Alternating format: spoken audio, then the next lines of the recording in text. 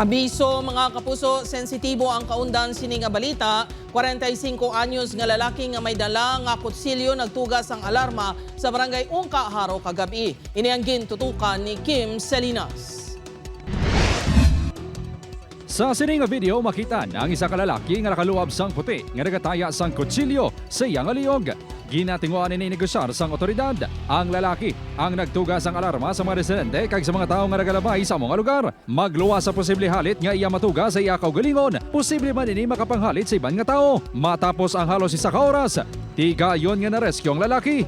Ginkilala ini kay alias Japet, 45 anyos kag residente sang San Jose Antique.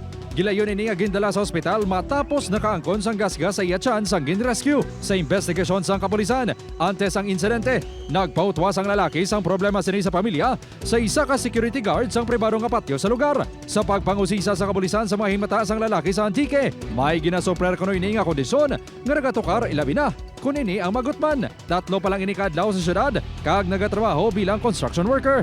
Accordingly, ang naistorya ang iyang pamilya nga dapat hindi siya magutman, no?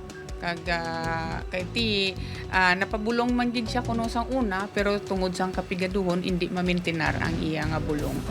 Sa karon, nagapabilin pa ini sa ospital para sa nagakaigo nga pagbulong. Suno sa isa ka psychiatrist, dapat maging kalmado ang publiko sa pagatubang sa kasubong nga sitwasyon. Dapat man insigida nga ma-report sa otoridad. Kung amo ni nga potentially violent ang isa ka tao, ang una naton nga i-ensure is our own personal safety. Distansya kita sa amo nga tao, tapos mga uli sa otoridad. Wala naton siya ginakumprontar, wala naton siya ginakriticize or ginahikayan. We want to appear like we want to help this person para makuha natin ang iyang pagsali. Suno kay Dr. Sirofia, realidad ang pagbalik-balik sa isa ka kondisyon bangod sa kamahal sang maintenance medicine. Gani abiso sini. I think posible natin mag-obra is i-link natin ang mga pasyente sa mga government hospitals para maka-avail siya sa mga free medical services or medication. Upod Kerumel Porquia,